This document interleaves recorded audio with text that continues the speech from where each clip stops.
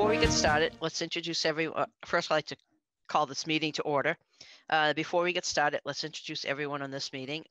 Sandy Brock. When I call your name, please confirm that you can hear me by verifying that you are present. We'll start with the commissioners. Travis. Present. Jonathan. Present. And Patrick. Present. All right, fabulous. We'll go to staff. Leah. Present. Okay, and we also have Jan here too. Present.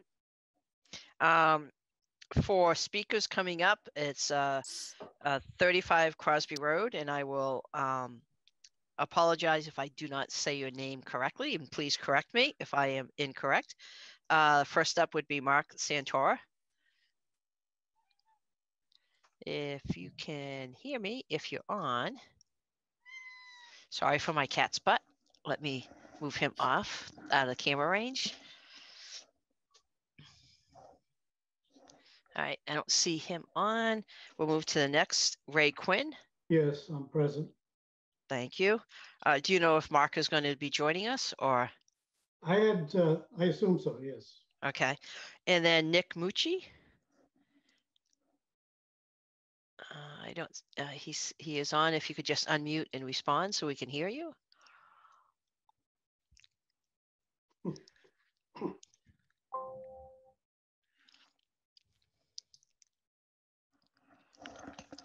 All right, Nick, we're not hearing from you. If you do get on, if you just message us that you're on and that you could hear us.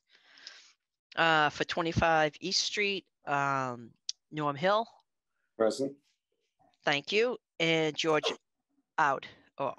Please correct the pronunciation if I'm off. Audi. Thank you. Present. Thank you. Thank you. All right, this open meeting of the Conservation Commission is being conducted remotely via Zoom pursuant to Governor Baker's March 12th, 2020 order as extended on June 15th, 2021, February 12th, 2022, and July 16th, 2022. Access information for the public has been provided on the town website. This meeting is being recorded. Please remember to mute your phone or computer when you are not speaking. If you're using a dial-in by telephone feature, you can mute yourself by pressing *6.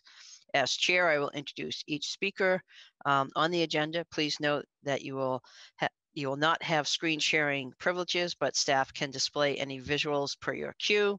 After speakers conclude their remarks, I will invite each commissioner to provide any comments, questions, or motions. After commissioners have spoken, I will allow public comments to be spoken by participants. Participants must use the raise hand feature by clicking the hand icon on the bottom right of the Zoom menu bar to indicate they would like to speak. If you are using a dial-in by telephone feature, please press *9 to raise your hand and *6 to unmute you when you are called on. Participants who raise their hand will be recognized one at a time and will be promoted to speak. Public comments will be followed by commission and applicant responses. Finally, each vote taken will be conducted by a roll call vote. As a reminder, the commission is concerned with state and town wetlands and stormwater regulations. Concerns outside this purview need to be addressed by the appropriate boards. For example, road conditions must be addressed by the select board and traffic concerns must be addressed by the planning board. All right. Action items up front. So we do have folks on for our 5th action item, minor change for Woodland Hill. Okay. So this used to be Village at Institute Road, if that rings more of a bell for folks. So they just need to expand their limit of disturbance on one of their lots, lot 28. So Jan, if you're able to throw up that plan so they can have a look at that.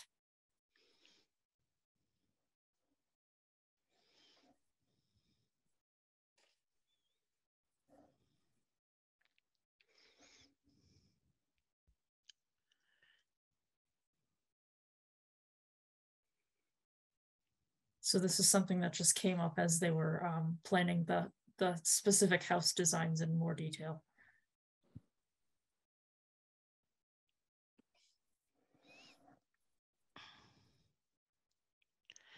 Okay, any more explanation on, other than the, they're going to an actual house and not a rectangle?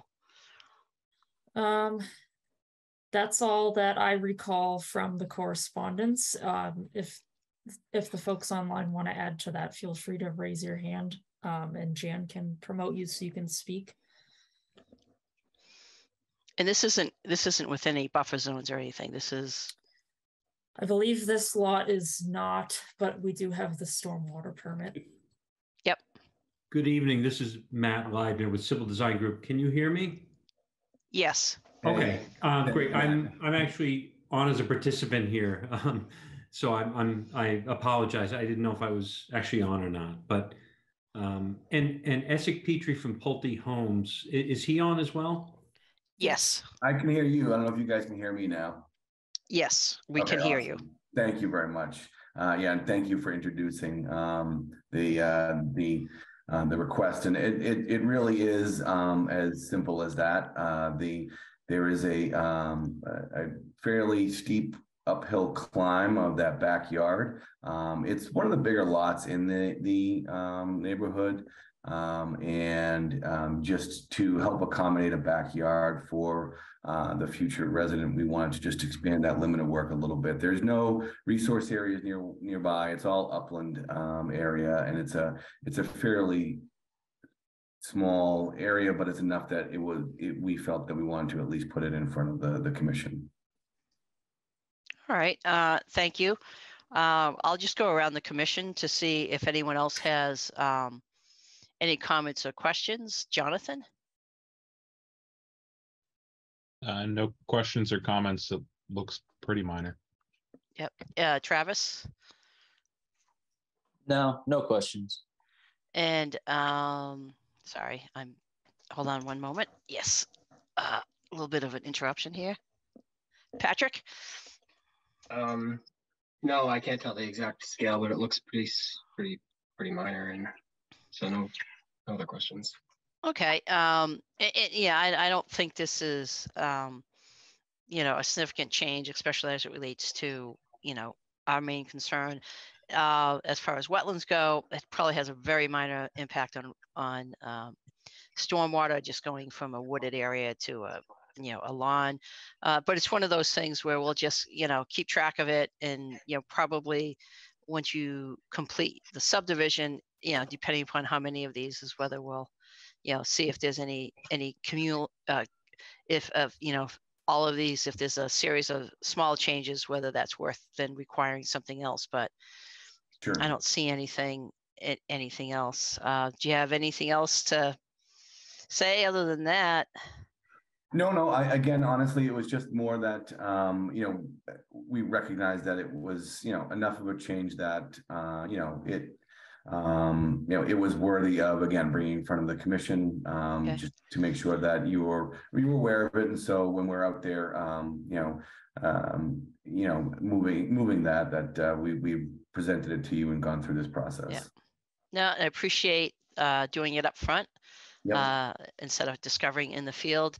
So basically, when a minor request is made, as you probably know, there's kind of three options. It's just kind of considered a minor, and we could do it administratively here during this meeting. It could be, require a public hearing, and that's what we're going to be voting on. I don't see this needing a public hearing, or, well, the most severe one would be to do a new notice of intent. That's not applicable for this, obviously. So Leah, any comments Nope. on this? Nope, I don't Okay. have anything. No, we appreciate Okay. that. And our ask, I guess, would be if we could have this, handled and voted on tonight, as opposed to requiring a public meeting. That would be our preference, obviously. Yeah, and again, I think based on, the lack of questions, this is fairly straightforward. The fact that this is an upland lot, again, it lends itself, to the definition of truly a minor change. All right, having said that, this isn't a public hearing, so I don't have to open it up to the public, but if anyone from the public has any questions on this, you're more than welcome to put in the chat. Sorry, My cat's just holding on. Other than that, we'll just need to make a motion to approve the minor change. No special conditions or anything else, right, Leah? It doesn't really impact. Okay. And do I have someone to make the motion to approve a minor change on this lot? Which lot is it? 28. To a minor change in the amount of clearing on lot 28. Make a motion to approve the minor change for lot 28. Do I have a second? I'll second it. I have a motion and a second. We'll do a roll call vote. Travis, Yes. Patrick, Yes. Jonathan. Yes. I am also a yes. The motion passes and the minor change is approved. So thank you. Excellent. Thank you very much. Appreciate Thank it. you. Really quick, one last thing from an administrative perspective is Jan, Leah, is that something that I'll get an email on, or should I pick something up at the office, or? I usually just do a quick letter. I can send it to you through email so that you don't have to stop by if that's easiest. Yeah, either way it works for me. That's great. I appreciate it. Sounds good. All right. Thanks again. Everybody have a great night. You too. Okey-doke. Any other action items? We got 3 minutes. So we actually have all continuances tonight. So if you want to jump into those, you can. The other attendee is here for the Highfield stuff, but I feel like that's a little bit bigger than 3 minutes. Okay, that's fine. So basically, just so I know when I go through these, 35 Crosby Road is requesting a continuance? No, so they're not new hearings with a specific time. They're already continued to tonight. Oh, okay, gotcha. Yep. You can take them at any time. Okay, so there's no other really action items we need to do up front. We can just get into the continuances. Right. Sorry, I misunderstood what you said. Sure. I thought you said, yeah, that's fine. Okay. Having said that, we'll get into the public hearings and the first continuance at 35 Crosby. So pursuant to the Massachusetts Wetlands Protection Act, Grafton Stormwater Management Bylaw, and Grafton Wetlands Protection Bylaw, Conservation Commission will hold a public hearing to act upon a notice of intent, application for Grafton Stormwater Bylaw permit, application for Grafton Stormwater Bylaw Wetlands Bylaw permit for the closure of a landfill at 35 Crosby Road. Who's here to speak to that? And please do your presentation. I'm here to present. My name is Raymond Quinn. I'm a senior project manager with SiteTech Environmental, and we're doing the closure work for the Crosby landfill, at least the engineering design permitting. The site is 7 or 8 acres total, and almost 5 of that was the town's landfill for a period in the 1980s when the residents and the commercial business in the area brought all their waste in, dumped it. It ran for several years during the 80s again, and then it ceased operations, whether it was regulated to cease. There's quite a chain of documentation and records on it. But anyway, it ceased operating around that period of time. A little while later, Mass DEP mandated that all uncapped, inactive landfills be capped and closed and be fully assessed for any impact to the environment. In the intervening years, that hasn't happened. Recently, in the past, say 2 years, year and a half, Adams Corp, the current owner of the site, has entered into an administrative consent order with DEP requiring it to comply with those regulations that require the closure, capping, and assessment of the landfill. And we're in the process of doing that. We've done an initial site assessment, which was reviewing records and proposing a scope of work for a comprehensive site assessment, which we've just begun, and that's doing environmental monitoring. The actual project is going to be the closing and capping of this 5-acre site, bringing in soils to bring it to subgrade clearing the site first, preparing erosion control measures, stormwater control measures, and then bringing in fill material to bring it to a suitable subgrade before a cap is installed on it, a geomembrane impervious cap with stormwater improvements being installed on the site. That project is bringing it to subgrade is likely to take a year, maybe a year and a half, followed by maybe a half a year of construction for the closure cap. To that end, we submitted a notice of intent for work in a very small area of the buffer zone. It's the toe of the slope, more or less, for the landfill, and putting in stormwater improvements for the construction period and carrying over to the post-closure period, it's called, where some other post-closure use may be used, such as recreational, somewhat, passive use of the site or just as a walking area. Our project, our notice of intent included design calculations, plans, and drawings, which your peer, Graves Engineering, reviewed. We received a series of comments from them, which we responded to, and we got a second comment letter back from Graves today. So that's pretty much where we stand. Here we are before you to carry on, look for our order of conditions. Okay, I'll go around the commission first, and I've got a few questions. But let me check. Travis, any kind of questions? So I'm just looking at the plans. Are the wetlands now on top of what used to be the dump? No, the wetlands. It looks like I'm looking at a green line. Is that it looks like the green line extends over the limits of waste. Is that right? The 100-foot buffer extends onto the waste. Okay. The wetlands are off of the property. There aren't any wetlands on the property. We're proposing nothing in the wetlands or nothing in the 25-foot buffer zone. But the lower foot of the hill is in the 100-foot. Got it. That makes more sense. Thanks. That was my only question so far. Okay. Patrick?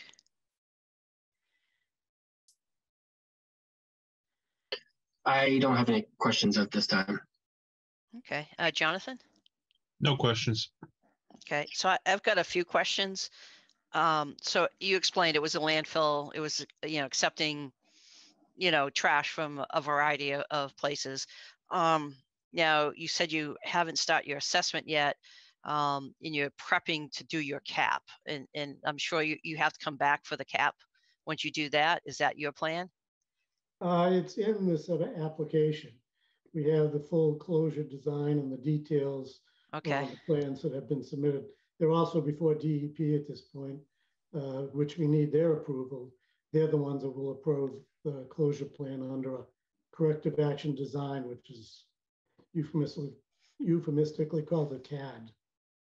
Okay, and then just for the information for the commissioners, what's the thickness of your cap? It's a geomembrane. It's a high density polyethylene that's 40 mil, which is 40 thousandths of an inch. But there's a lot of construction quality assurance testing required for installation. It's the conventional material that's used for caps for the past 20 plus years across the Commonwealth. Yeah. And then on top of that membrane, you're going to have a drainage layer and then do various other layers above that to capture the rainwater and understand where that rainwater goes that hits the membrane. Yeah, above the membrane directly is 12 inches of sand drainage material. It's specified to a 10 to the -2 hydraulic conductivity, which is a very porous sand, meaning not to hold the sand in and not to hold the water in, but to let it flow down. Above that, there'll be at least a minimum of 9 inches of loam with minimum organic content and pH values, which will be seeded and established. There are drainage functions along the cap, including a more or less horizontal berms or swales that'll collect water about every 75 feet coming down the hill. And under those swales will be an under drain that will collect the water that's flowing in the sand drainage layer, carrying it to a surface rip-wrapped outlet so that we aren't accumulating fluids of water in the cap, which would destabilize, the sand and the loam. Right. So it all is intended to direct to the outlet structures. Right. Thank you. And I'm just trying to let the commissioners know that whatever falls on the cap, that water goes down, it hits a membrane, it is then conveyed through a series of sand layers, drainage layers, to other conveyances to where the stormwater. So none of that goes down through the trash underneath. So that's isolated. Next question is groundwater. I know that you had information in your plans of where groundwater was. Is there any issues where you need to actually capture what's underneath the trash to do any kind of under drains there, and then any kind of contaminants that you found to date that you need to control? We don't expect to. There was some sampling done in the original hydrogeologic investigation in 1988. As I said, we're doing a comprehensive site assessment.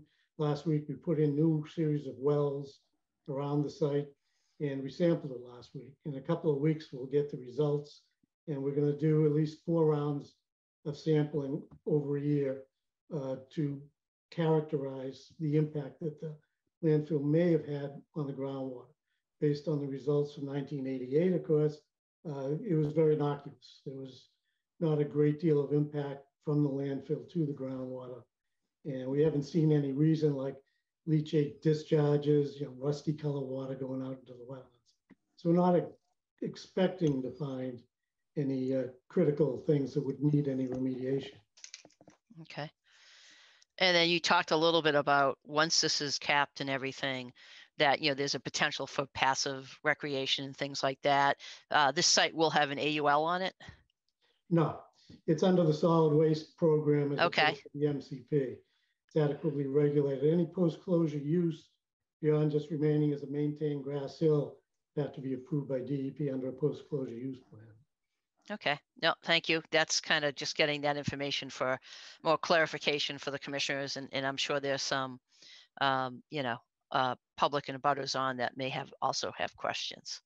So, and again, our part of this is to approve what's related to 2 parts. One is, what is impacting the wetlands, and in this case, a buffer zone. And then 2, anything to do with the stormwater, which has already gone through the peer review process. So I'll do one quick round with the commissioners, and then if there's abutters or interested parties on the line, if you can raise your hand and so forth, and then we'll listen to you. So Jonathan, any other questions? Nope. Thank you. Patrick? I don't have any other questions. All right, great. And Travis? Nope. Okay, great. And then is there anyone from the public that would like to ask a question, have a comment? Please raise your hand.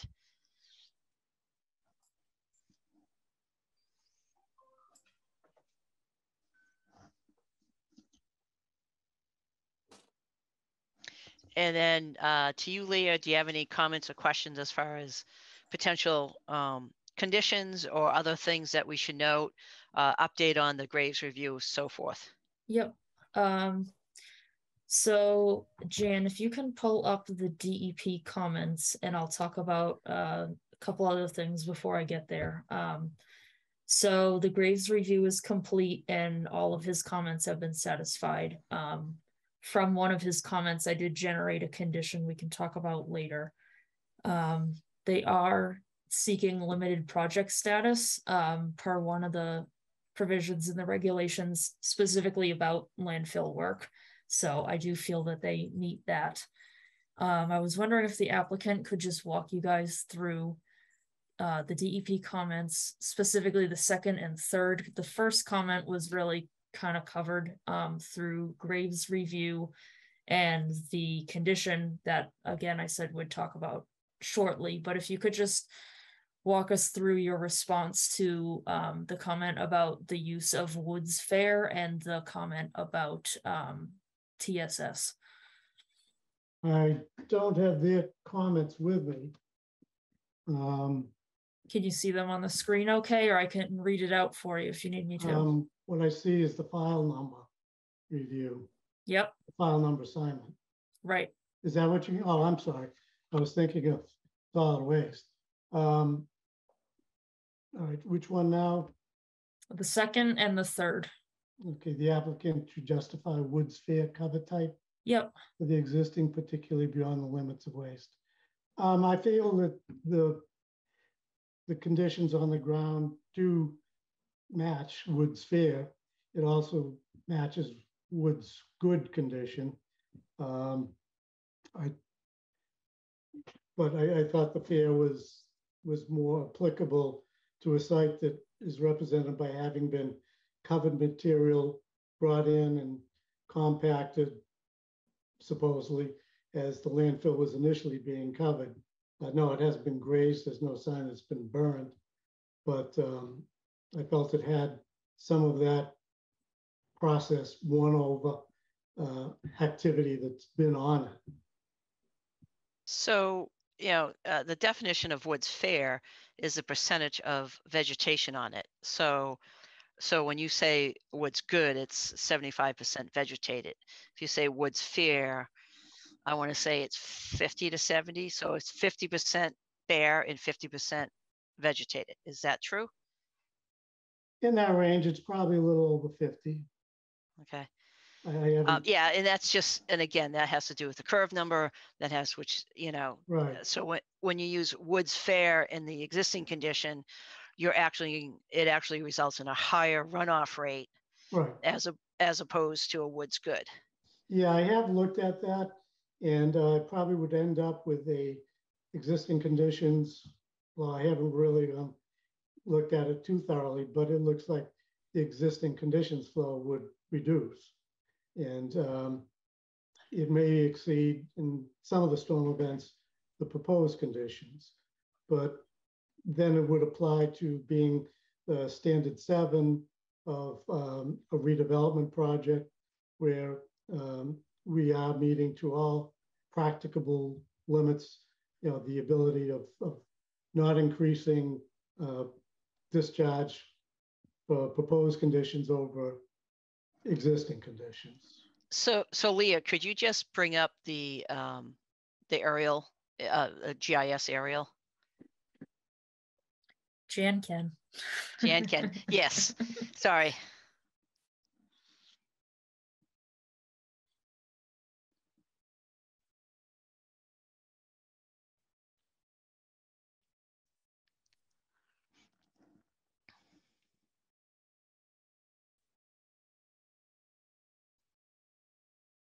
On aerial on there. Yeah.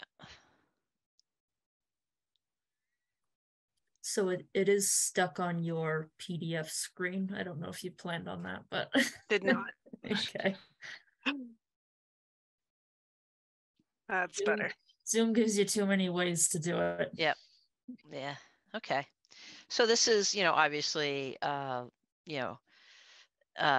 during the winter time and so forth. So you have a decent tree cover there, but it's a little bit more sparse. If you look to the, if north is up the page, if you were to look to the west and you look at that tree density versus what's on the site. So, and to be just transparent, I haven't gone to the site and actually looked at it. It's, an assessment. It's just a way of being consistent and whether you're conservative. It's always more conservative to use what's good in the precondition, in the existing condition. So, so I understand the question from DEP. So, and then Leah, did Graves have any comments specifically about this, or? No, they did not. I just wanted to talk it through with you guys. Okay. Yep. Yeah, that's just, I mean, this is a little bit different because you're basically going from a wooded area to a grass area.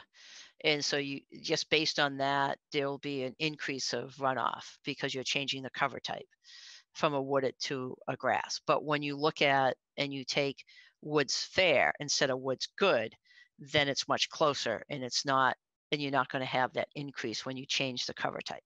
So that's the difference. And that's why DEP asked it.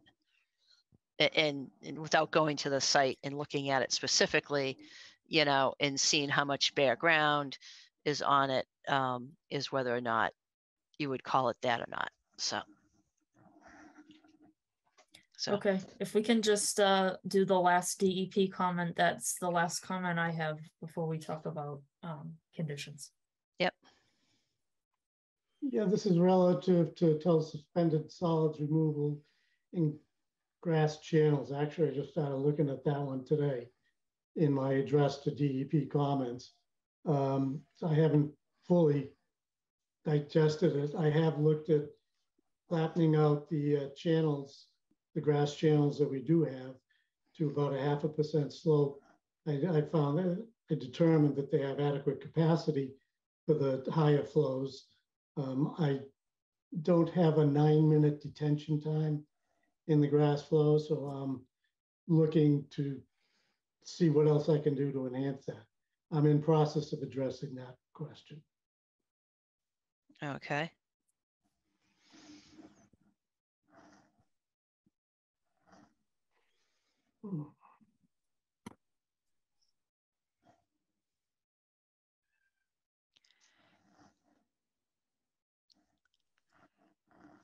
All right, moving on to the special conditions, or?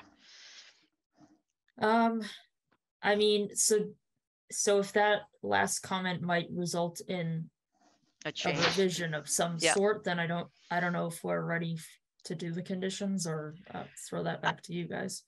I would say we're ready to discuss them, but I think there's another discussion point just to what you just previously said, is that if there's going to be an update to the plans, the last thing we want to do is close it, then have to have a change and open it up again. But why don't we go through the special conditions up front, and then we can talk about that process. Sure. So I do think we should note the section of the regulations that they're citing for limited project status just as a finding. And then Okay. for special conditions, I have per the applicant's description of the work, extended stockpiling shall not occur. Incoming materials shall be directed to the active phase of the operation and shall be incorporated into the landfill by the end of each day. Then I had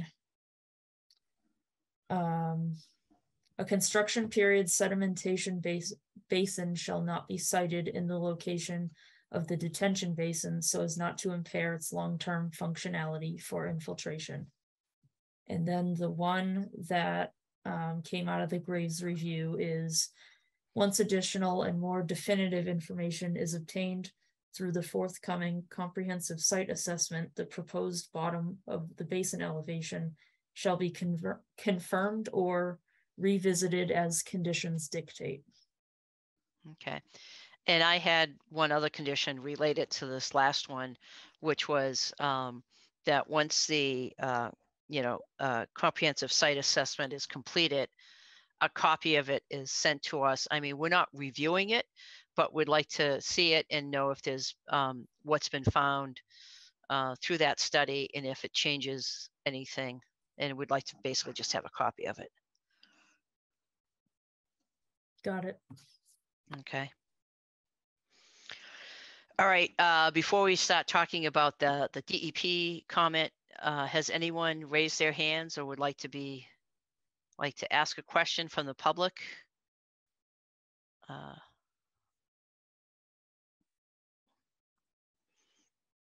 I know there's previously, when you've continued the meetings previously, there was some abutters here previous. I don't know if they're here tonight or not. No, I only see someone who's here for an action item. Okay. All right. We'll ask again. So I would go back to the applicant as far as the comment from DEP and the fact that you're reviewing it and you may have some alterations to the swale and the water quality. When do you think you're going to be able to finish that and have it reviewed by DEP to see if they have any further comments? As I said, I'm working on it now. So I'd hope to Okay. have comments, responses back to them, Okay. if not this week, next week. Okay. And if that's the case, and there's any changes to the plans, I think it would be better if we could get those changes to the plans prior to we issue an order of conditions.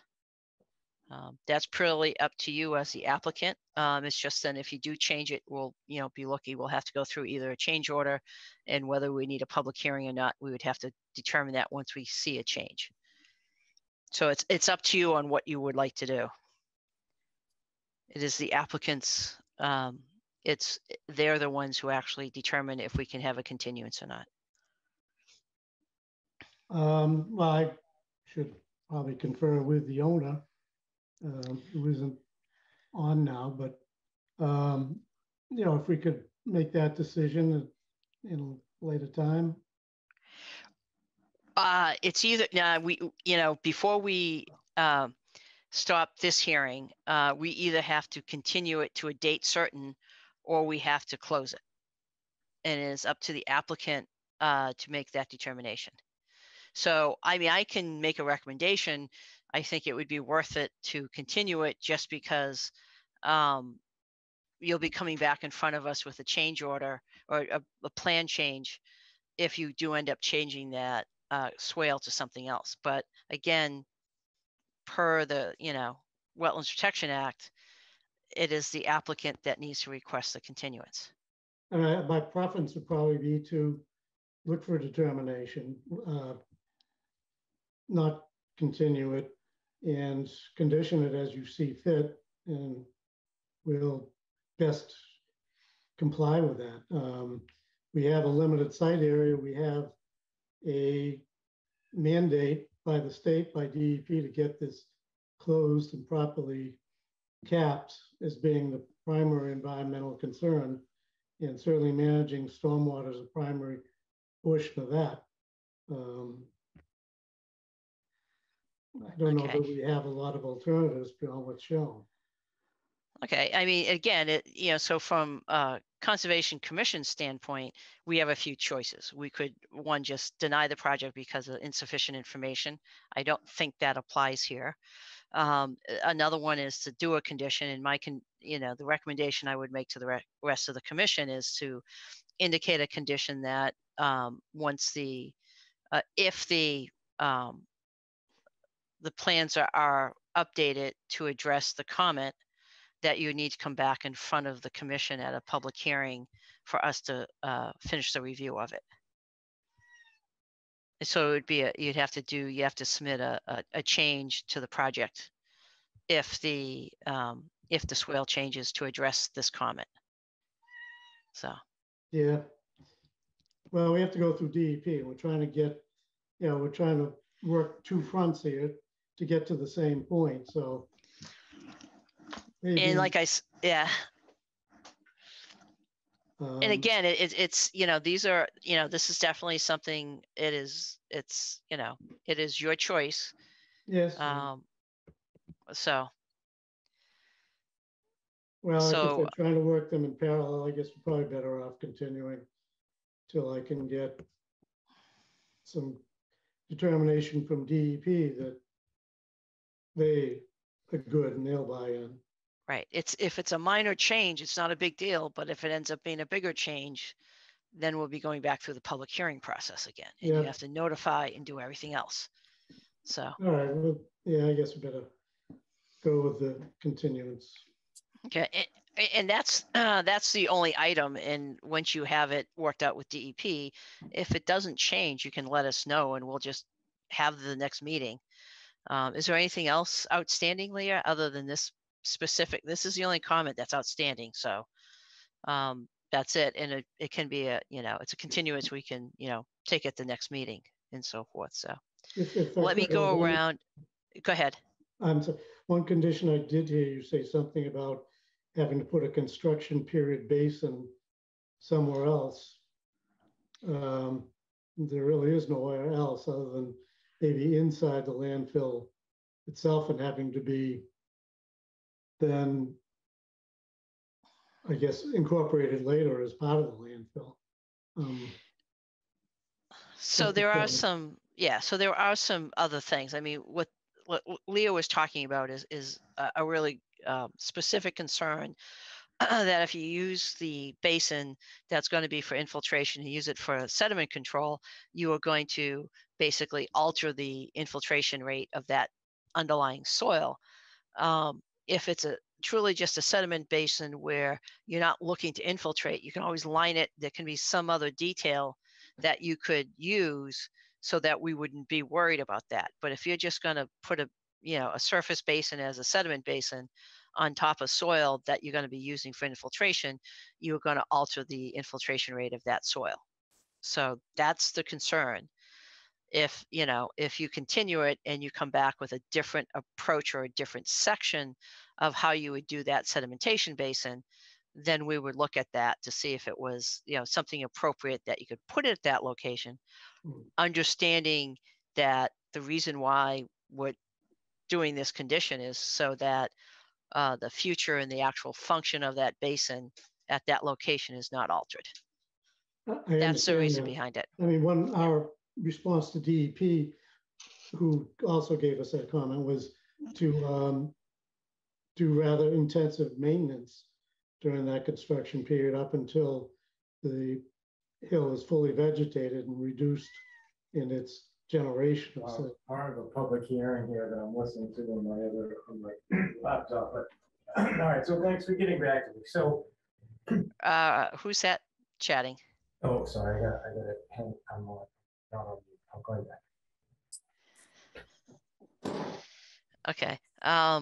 So I mean, I would say I personally, as a member of the Conservation Commission, I would not rely, quote unquote, on intensive, construction attention or maintenance during construction on a site like this.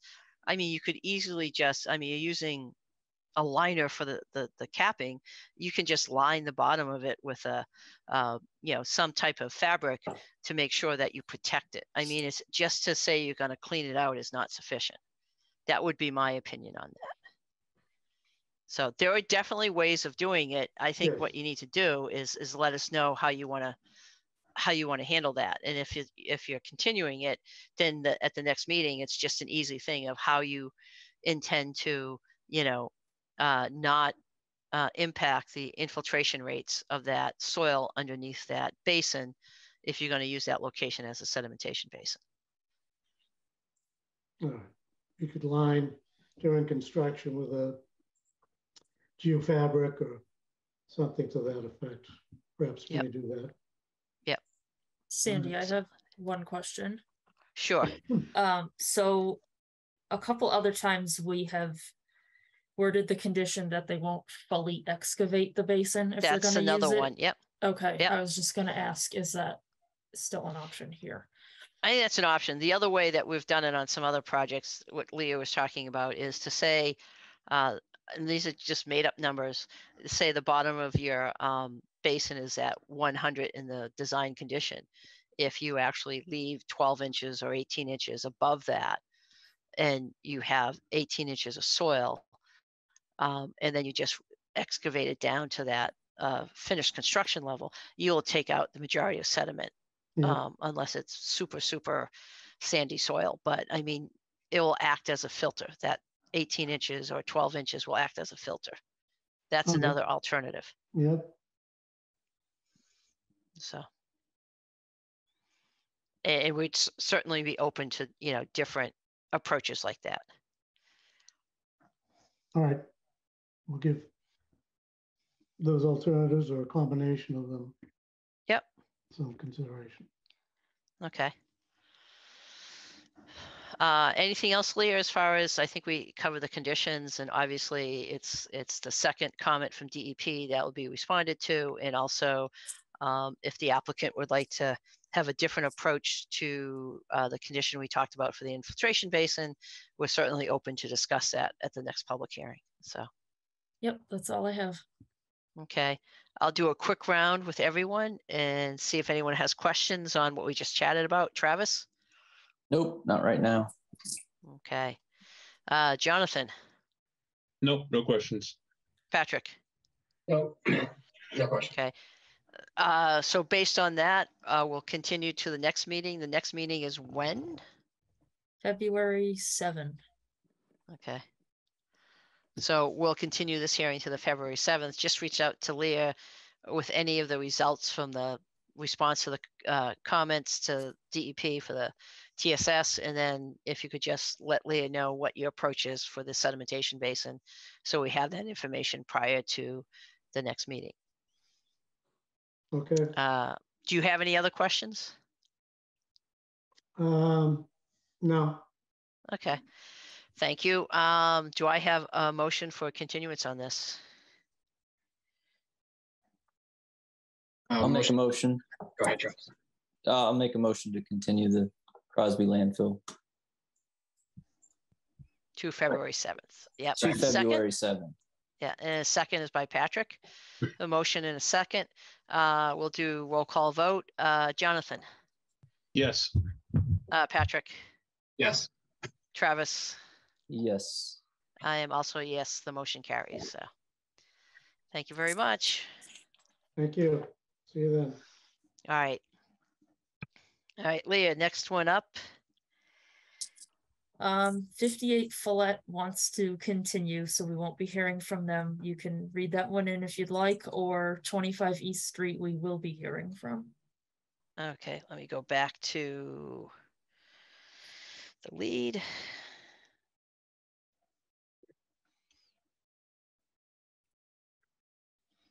I'll just read in the 58 Follett really quick, and then we'll get rid of that, and then we'll go right on to East Street. Okay, Sure. Pursuant to the Massachusetts Wetlands Protection Act, Grafton Stormwater Management Bylaw, and the Grafton Wetlands Protection Bylaw, Grafton Conservation Commission will hold a public hearing to act upon a notice of intent, application for Grafton Stormwater Bylaw permit, application for Grafton Wetlands Bylaw permit for construction of a cell tower and driveway at 58 Follett Street.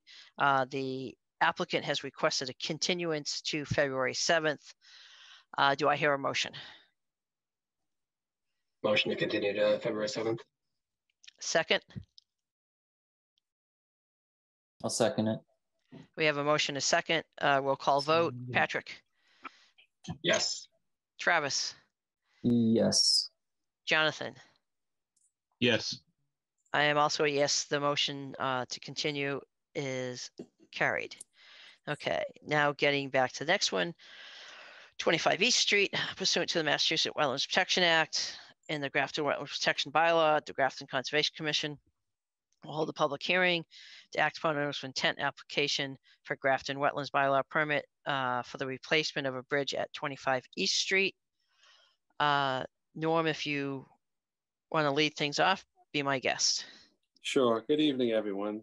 So when we last met, I think it was Sandy asked the question about ownership of the dam of Hayes Pond and ownership of Mr. Ayer's property.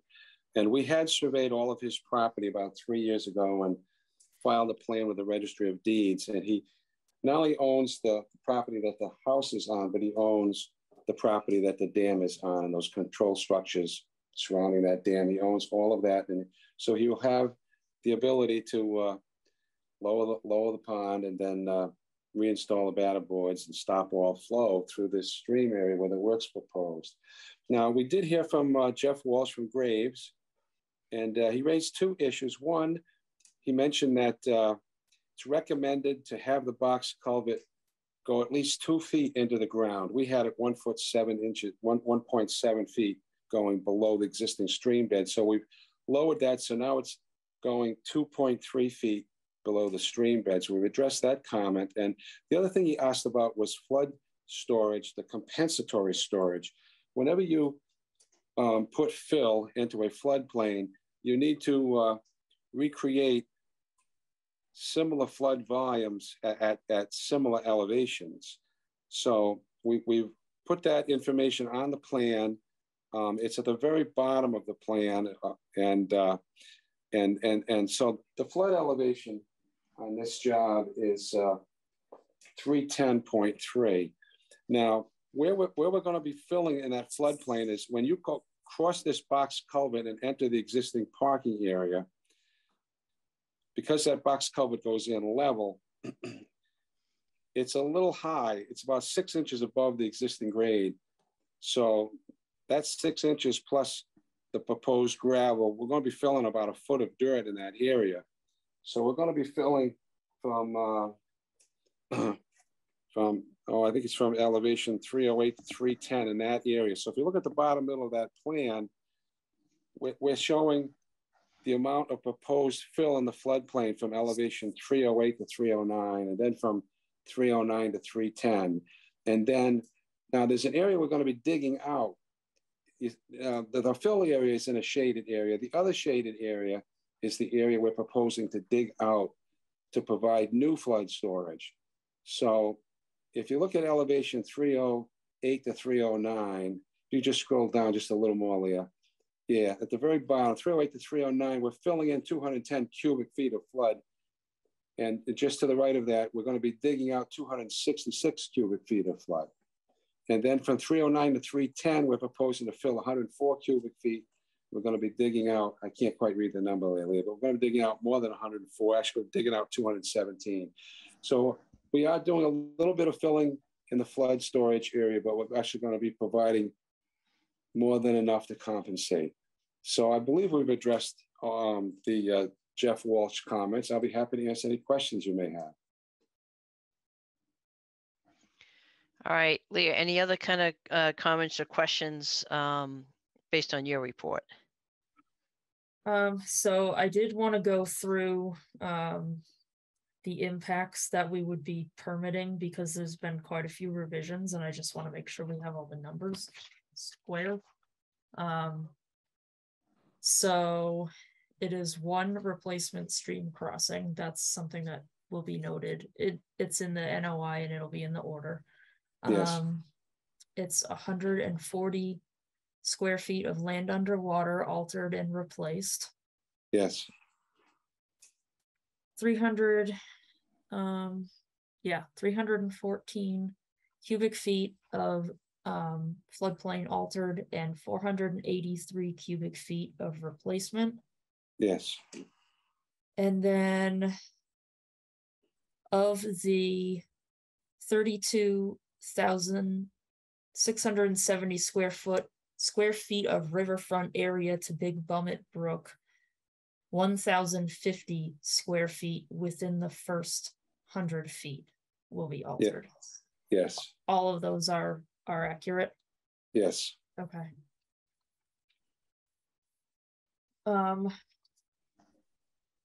The other question I had for the commission is whether you wanted to give any consideration to asking the applicant to seek a variance with the ZBA to keep using the driveway that they've been using off to the east.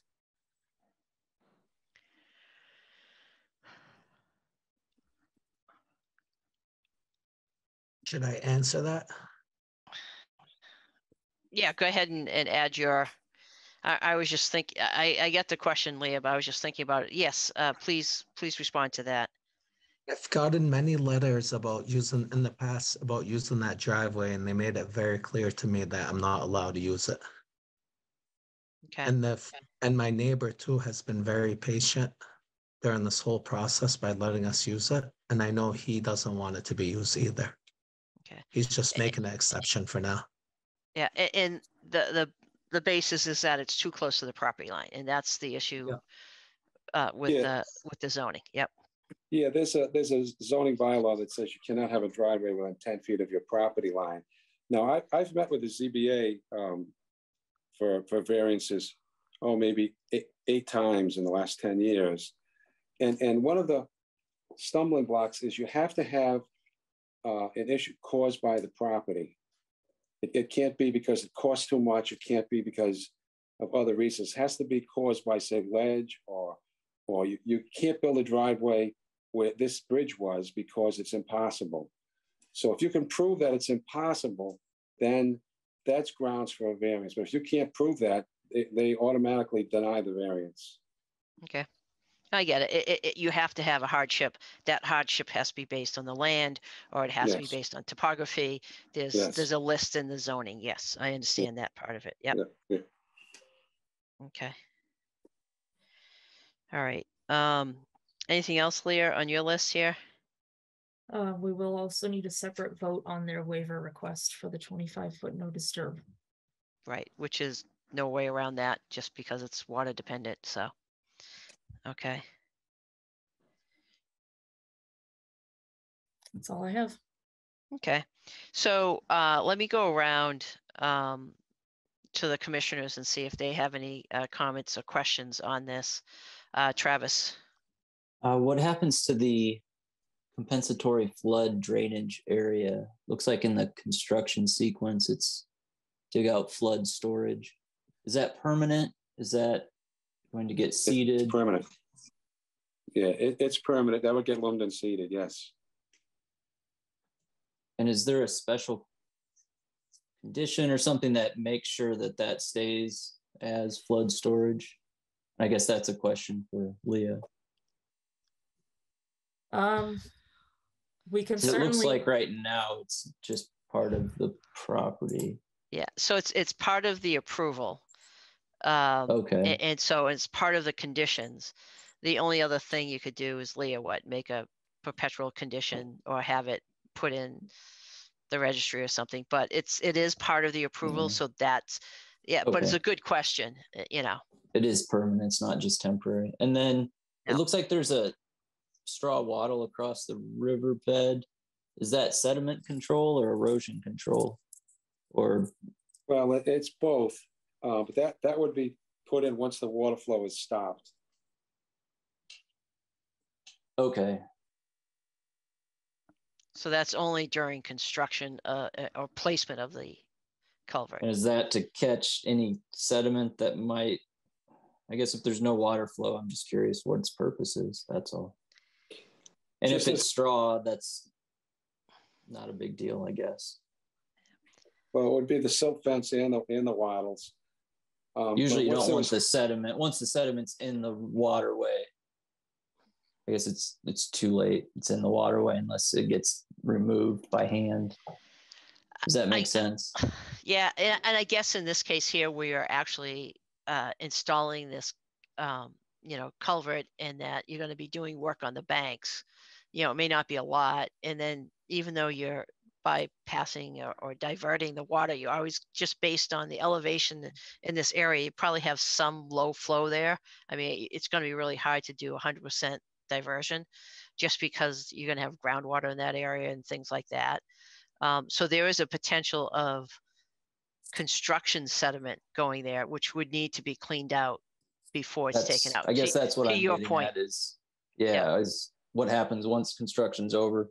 If you yank it out, the sediment's still there and then it goes down. Correct. So that's as I see Leah writing down, basically in a condition that, once that's installed and the installation's complete, they're going to be reestablishing the stream bed. At that point, they need to take out any sediment if there is any. Mm-hmm. Mm-hmm. Yep. And then last question, where do you get the soil for the bottom of the culvert? Well, they'll stockpile that in the stockpile area. From what's there now? Well, separate from, they'll probably put down a canvas and then stockpile it in that stockpile area, separate from any other dirt that comes out of there. And then use what they've taken out of the bottom of the stream to go right back inside that new culvert. Okay. That's it for me. All right, thank you. Patrick.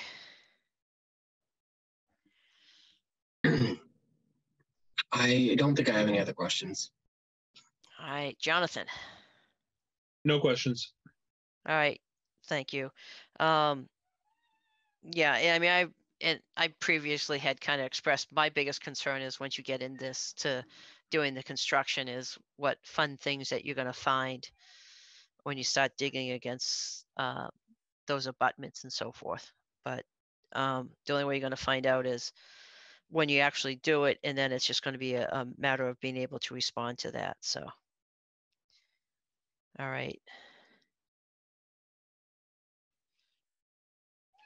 Okay, any other conditions that you had, Leah? Yeah, I can take you through the ones I had.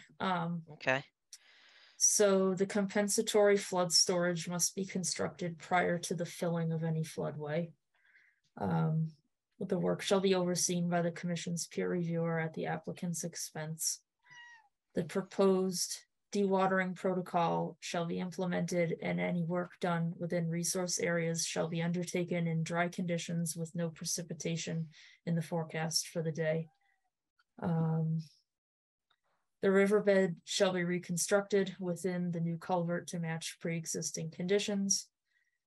As Travis suggested, any construction period sediment shall be removed from the erosion control before the erosion control is removed from the stream bed. And in the follow-up letter from Graves, he just mentioned that one little revision needs to be made to the plan. So we need a condition saying that we'll receive that revision, and that was for the elevation for the bottom of the culvert. Just, it says a different number in one spot. So it just needs to be changed to match so that it's consistent on the plans. it's Okay. basically just an editorial correction. Yep. Okay. We still need to take care of the variance for the 25-foot no touch zone, no disturbance zone.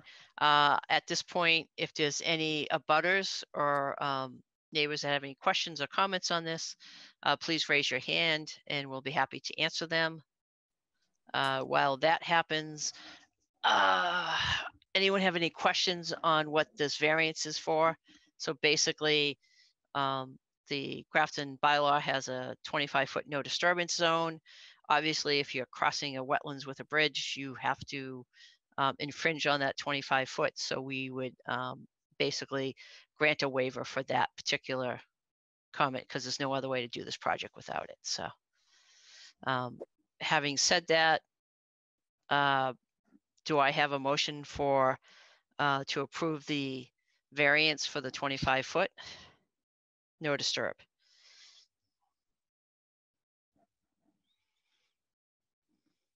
Motion to issue the waiver for the work within the 25-foot no disturb zone.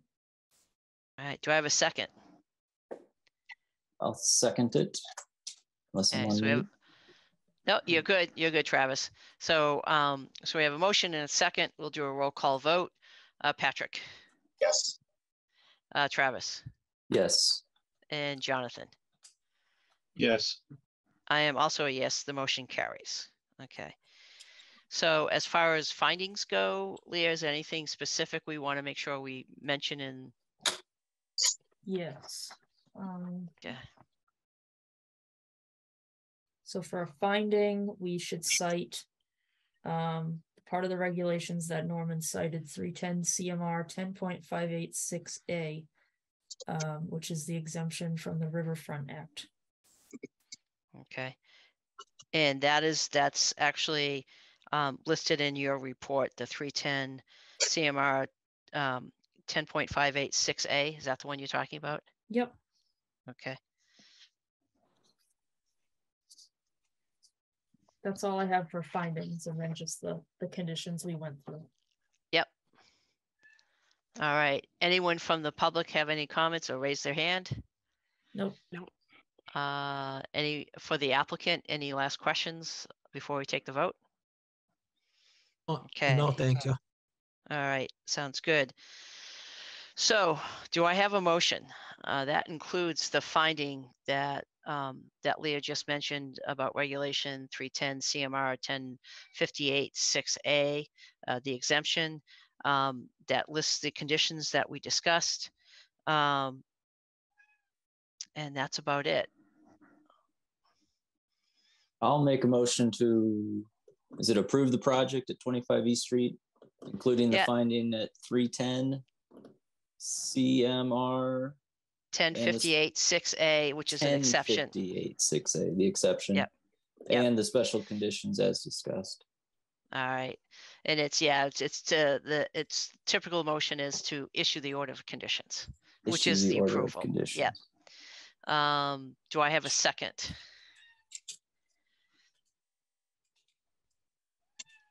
Second. Okay, and any further discussion on this? Anything else, Leah? Nope. Okay. Seeing none, we'll do a roll call vote. Patrick, Yes. Jonathan, Yes. Travis, Yes. I am also a yes. Please reach out to Leah as she gets all the conditions and stuff sorted out. That's about it. Good luck. Thank you. Thank you. Thank you, everyone. Thank you. Take care.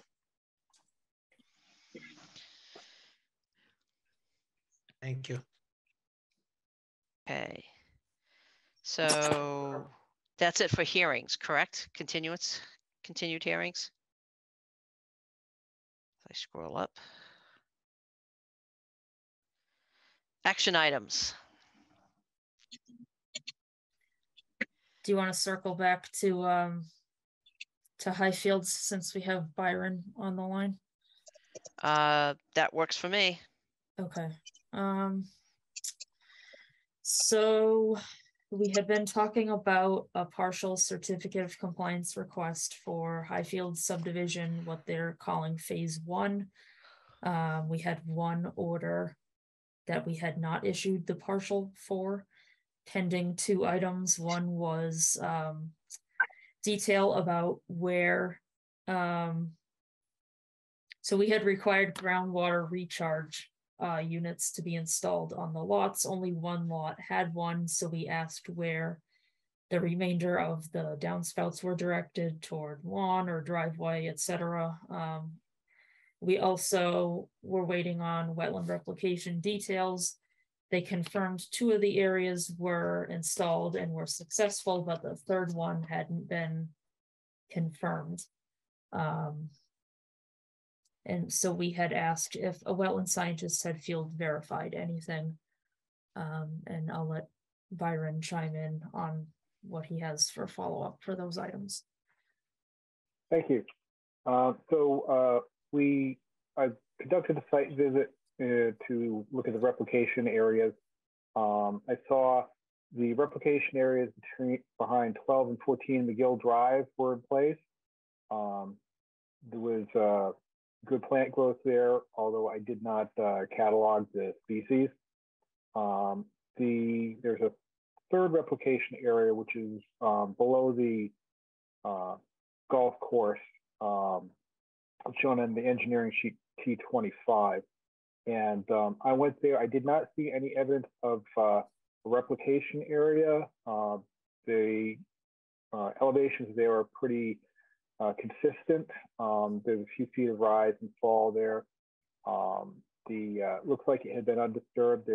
It's forested. There's red maple, gray birch, and a variety of understory plants there. But I did not see that the replication area itself had been installed. Of course, it has been a long time, but everything seemed mature, so I don't think there was any work done there. So Byron, can you just give your name and who you're from and so forth, just so that we know? Sure. My name is Byron Andrews. I'm a land surveyor with Dupree Engineering. Okay, and, thank you. All right. So Leah, the bottom line is that we don't have a replication area that's done yet, correct? Yeah, and we still also don't know about where the remainder of the rooftop runoff is going. So yeah, I believe it stands the same way it did at the last meeting. Okay. Okay. Let me ask a question. Do you think there's any benefit to denying the partial certificate of compliance to see if they actually respond, or do we just continue to have it here until they finish the outstanding items? That's a good question. I mean, the way DEP talks about certificate of compliance requests, it kind of seems like they'd rather have you approve or deny rather than take no action. But this applicant has been working with us for quite a while. I mean, Right. I know it's been prolonged, but we've at least been in contact, so I don't feel like they're just Okay, not responding. fair enough. Yeah. I obviously I'd rather see just the applicant take care of this and have a response other than just, you know, denying it outright. But at a certain point, we need to have some sort of resolution to it. Right. So, So just as kind of a related but also unrelated note, we also had the CR for Highfields on here for a long time. Yep. That one's a little easier to say drop off the agenda and just have them contact us back when they're ready. Correct. This one, however, you know, we received the request, we're obligated to respond. So yes, I understand that unless the applicant, you know, actually withdraws without prejudice, we need to have a ruling either yay or nay on it. True. Yes. So I think probably since you've been in communication, maybe we can reach out to them and just say that, you know, we need some sort of movement, and, you know, based on what we're seeing and the information submitted to date, is we don't have sufficient information to, you know, grant a certificate of compliance, even though it's a partial one. Okay.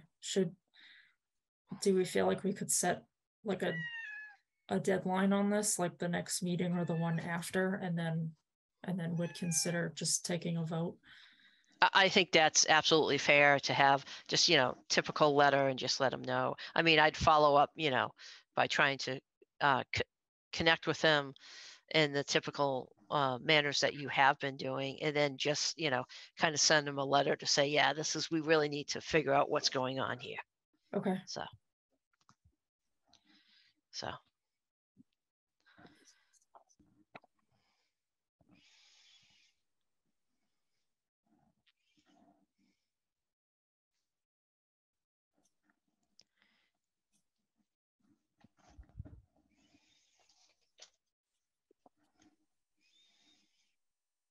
Okay, that's all I had for both items for Highfields. I don't know if Byron had anything else. No, I guess at this point I would just like to ask what information you'd like us to provide. Obviously, we can look at the downspouts and see what direction they're facing. It's easy enough. I don't know if you would like us to have a wetland scientist review the replication areas and provide more information. I mean, basically the plans required a replication area, and based on, you know, the information you gave us tonight, is that it doesn't appear it was ever installed. So, so yeah, whether that's a wetlands person or whoever did it, something that actually says it was installed and it's now meets the state requirements for replication area.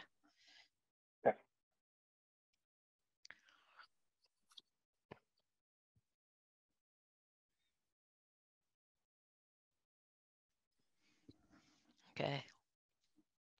So then we'll just have this on the agenda for next meeting, and then we'll send out a letter. Anything that we should do a vote on or anything? It's really just a discussion item. Okay. All right. That sounds good. Other action items? That's all we have folks on the line for. So if you just want to go down the rest in order, that works okay with me. Okay, sounds good. First up is the meeting minutes. So does anyone have any comments or questions or suggested changes to the January 3rd, 2023? God, it's already the first meeting is 2023 meeting minutes. Does anyone have any comments or suggested changes? If not, does anyone want to make a motion to approve them? I'll make a motion to approve the January 3rd, 2023 meeting minutes. Do I have a second? Second. We have a motion and a second. Roll call vote. Travis? Yes. Patrick? Yes. Jonathan? Yes. I am also a yes. Motion carries. So we talked about this last time, and since now we have 4 people, and we've talked at this about a couple different times. So we have two representatives, one for the Open Space and Recreation Committee and one for Lake Quinsigamond Committee, that were asked to have someone fill. I think it's just a matter of, you know, people's capacity, and if one of these, you know, if anyone's interested in either one of these. And I think the other discussion on the Lake Quinsigamond Commission is that there's already someone who lives in Grafton there, if they could somehow be a liaison for us. Just so, you know, and get some that, or if there's a way that we could have someone attend, but maybe not at every meeting on the Lake Quinsigamond. So I'll just do a roll call to see how people are feeling about these. Jonathan. I agree with what you just said after spending a year on the Lake Quinsigamond Commission, that the things that are discussed are often not related to, they're related to the lake, but they're related to public safety on the lake, which is really not in the purview of Grafton Conscom. So with that being said, I understand we have a membership requirement there. I agree that maybe there's a discussion with Peter or the commission over there to see if there's something that makes sense that can either be a more less intrusive, or maybe it's just as needed for specific events. Bill, who is the Grafton resident that is, when I left, was on Lake Quinsigamond Commission. He was very in tune with the commission, and he was very in tune with the rowing aspect. He's a rowing guy, so he's always out, and he was always promoting those aspects of the usage of the lake. I'm not sure if he has the conservation background. He didn't seem to have anything that would lead him to that, but maybe that's not necessary. So my thought is that if we can push it to be as needed, then maybe we can draw straws and see who can go, because it is a physical meeting in Shrewsbury. Or maybe we are finding another member. Maybe they have more availability. Right now, I don't have the availability to commit to it. If it was something that was sporadic, you know, I'm sure I could work it into the schedule depending on when it was, but my work is taking over my life. Understood on that part. And I would not expect the Grafton residents to like represent us, but just give us a heads up, you know, that type of communication, as opposed to, you know, I don't think it'd be fair to ask them to try to guess what we do. But I don't know, Leah, if there's a way that you could reach out to the Lake Quinsigamond Commission. Yeah. So I was just waiting to see if anyone jumped on it tonight before I told them that we kind of need a plan B. But if their website is anything like ours, I can subscribe to their agendas. So whenever an agenda is posted, it will email me, and then I can let you guys know if anything's on there for us. And I can also ask their staff to do so as well. That sounds like a brilliant idea, actually. So, okay. And then as far as the Open Space and Recreation Committee, if anyone has any, you know, interest in that, I know they're now into the implementation phase of their last open space plan. Can I mention? Oh, go ahead. No, go for it, Patrick. You weren't on last time. If no one else has interest in that, I have some capacity and interest in it. But if Travis, if you're interested in getting involved in that, then if you're interested, I think it'd be great. And I can also go to the Lake Quinsigamond meetings if, you know, ad hoc, if there's something that comes up that requires a rep. I can't commit to the Lake Quinsigamond one though full time. That's great. I mean, that is, you know, I think that's another kind of positive thing, is we have someone that's willing to do that and so forth. So, and Patrick, if you're interested in the open space, I mean, that's great too. So I think we have our answers, Leah. Okay, do we usually do a vote to like officially appoint? I think we do. Okay, we certainly can. Okay. So does someone have a motion to say that Patrick should be on the Open Space and Recreation Committee? I'll make that motion. Patrick should be on the Open Space and Recreation Committee. Do we have a second? Second. So we have a motion, a second. You're stuck, Patrick. So roll call vote. Travis. Yes. Jonathan. Yes. I am also a yes. And Patrick? Yes. Okay, so that passes. And then as far as, Travis making himself available to, fill in and so forth on the Lake Quinsigamond, I don't think we should take a vote on that. Let's kind of make sure that we reach out to the commission and just so that we can let them know and how our approach is going to be and so forth. So Sounds just good. so that you're not committed to anything, Travis. Yeah, Sandy, I was going to stick my neck out there and say that I probably have similar, depending on just the timing. If it was the same thing as what we do for quorum, it's, hey, next month, or the upcoming meeting for Lake Quinsigamond is going to have 2 or 3 subjects on it. Can someone volunteer? And then if Travis is busy, I could potentially take it or vice versa. Yep. And I think that's a good approach. And, yeah, not that I know a whole hell of a lot what they do, but, depending upon what it is, we'll have just a list and Travis is on the top of the list and then we can go from there. So, sure. I mean, they do talk about pollutants in the lake. They do talk about, what I think it's Worcester or DP or somebody, City of Worcester hires somebody that does a speech almost every meeting and presents, the algae bloom, or if there was, storms, how much storm sewer and what's getting released into the lake and the projects that are upcoming. So there's some peripheral involvement into stuff what we might have, but that's typically further into the lake and not in the Grafton lake. So I'm not sure how often Peter's going to tap us. If Leah, if you talk to him and that's the agreed upon, I'm not sure how often he's going to tap us on the shoulder and say, hey, you should be here. Because they do talk about some of that, but it's not in Grafton. So I don't know. It might be how you word whatever you're saying to Peter to, okay. I don't know. Or they I'll let you be the filter or the interpreter. Peter and I got along very well. He's it's a very nice commission of folks, and the police officers are always very nice to everything. But again, it's so much about policing, public safety, jet skis, docks, and issues with landowners and the squabbles and the back and forth of the lake, which I think Betsy found out too, as she was on it for 6 months or a year. So, yeah.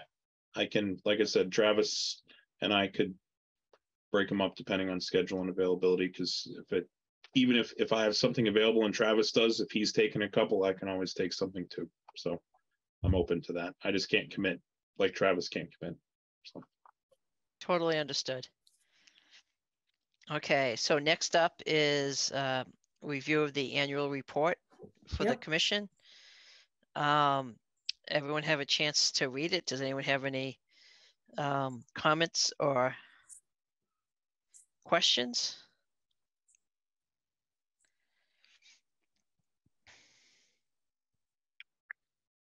Or if you can think of anything that I forgot, let me know.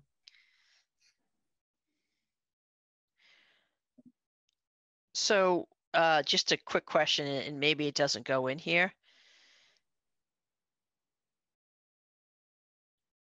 I was just looking to see.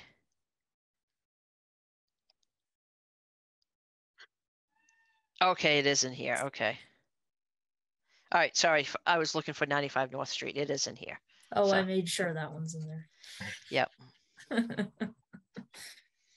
I would just, my only, I would just say my only recommendation would be where you say, Community Preservation Act funds to construct a passive recreation park with a fully accessible trail. Good point. Because I think that's unique, and I think that's a really positive thing that that project has. Okay, I will add that. That's my only comment. Did anyone else have any other comments or anything else that we should add to this? Something we forgot?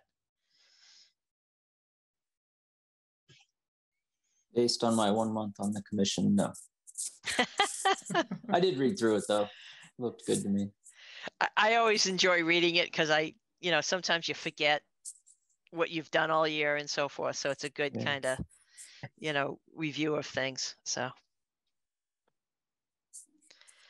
Do you need a formal vote on this, or do you? Sure, why not? Okay, do I have a motion to approve the report of the Conservation Commission for the annual report? The cat made a motion. I'll make a motion to approve the annual report of the Conservation Commission. Do I have a second? A second. Roll call vote, Travis. Yes. Patrick. Yes. And Jonathan. Yes. I am also a yes. Thank you very much for taking care of this. You're welcome. Okay, back to.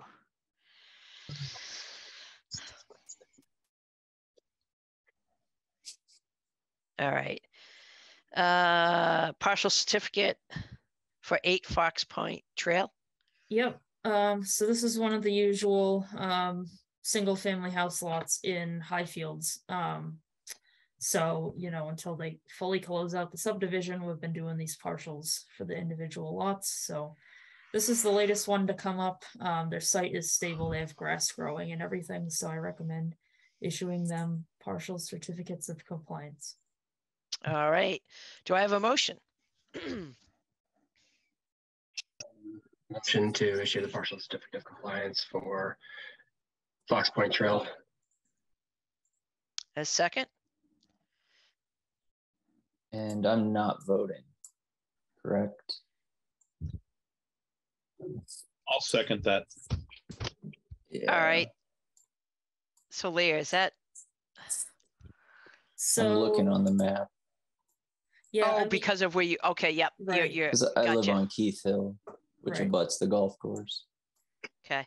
It's totally up to you, but I think that's a wise thing. So thank you for that, for disclosing that. So roll call vote. Jonathan. Yes.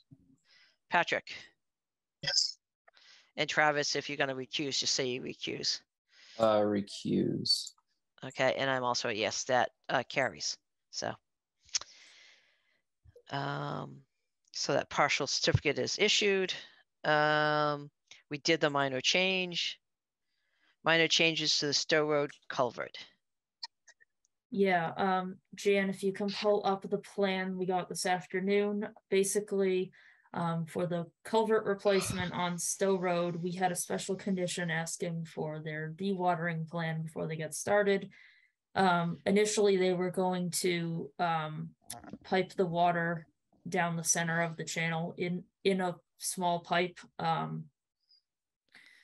in the existing location, but their new proposal is to divert the water off to the side in 2 different pipes, resulting in about 12 feet of additional bank impact, but it is still within their overall approved limit of work from us.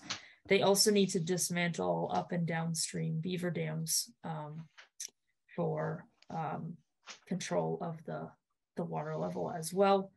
Art has been out there and has been inspecting this work. He's actually the one that brought this to my attention. In his opinion, this is a better method. And like I said, it's within their approved limit of work from us anyway. So I would recommend approving the minor changes, but I would add a condition that the additional disturbed bank shall be restored, stabilized, and revegetated following removal of the temporary bypass culverts. Any questions on that, Travis? Is this something I can vote on? This one's not ringing a bell. Yeah, so we permitted this quite a while ago, and you don't live anywhere near it, so I don't Okay. see any reason why you can't, because we're not. So it's not like the ongoing public hearing anymore. Okay, it was already where approved. Okay. Yeah, so when it's still a public hearing, you have to either have been in attendance or you have to do one of those Mullen rule forms that we have. But once something is moved to an action item, it's really just if you have some other kind of conflict or anything like that. All right, no questions. Jonathan. No questions. Patrick? No, makes sense. Yeah, I mean, I don't have any questions. It's just a different method. And if Art's already took a look at it, that's good. So do I have a motion to approve the minor change at the Stowe Road culvert? Motion to approve the minor change with the special condition as previously discussed. Very good. Got a second? I will second it. Roll call vote. Jonathan? Yes. Patrick? Yes. And Travis? Yes. I am also a yes. The motion carries. Did your cat have dinner tonight? God, I don't know. He's I was probably because I was away all day and I came home for 2 minutes and I went out and worked out. So he's a little needy at the moment. Yes. He got frustrated and hightailed it out of your office. Yes, he did actually. Do something to get our attention. Yep. So anything left for us to look at? Okay. One discussion item. We got a really preliminary notice about 107 George Hill Road. They're going to be removing their property from Chapter 61, but we don't have the official, copy of a purchase and sales agreement yet. So the clock hasn't started or anything. It's real informal, just, but I wanted to let you guys know that parcel does abut Pell Farm. Most of the parcel has been developed into, their residential use. It kind of also looks like they did a bit of agriculture. They do have about 2 acres at the very rear that seems kind of to be untouched woods. So there is potential, like, the town administrator with a couple other properties like this recently has worked on negotiating with the interested party that comes in down the line to say, like, would they give the 2 acres or something? Gotcha. So if you guys end up interested in pursuing the 2 acres, or I don't know, even pursuing the whole property, but I just wanted to put that on your radar. And that area of town is also in the ACEC. Gotcha. So Travis, Chapter 61? Yep. Okay. Yeah, it'd be great if they can get it donated. Does it not have frontage or something? So there's frontage, there's a house on it, and it looks like gardens from the aerial. Okay. It's a really long, skinny property. So the two acres that abut Pell Farm that appear to still be woods are in the way back. So they would be abutting Pell Farm, kind of out behind the big grass field that most people park in right now. Okay. In on that direction. side. Yeah. Gotcha. Okay. Gotcha. Okay. So we really don't need to do anything right now, but you're just giving us the heads up. Okay. Yep. All right. Thank you for that. Anything else? That's all I have. That's it. That means one motion left.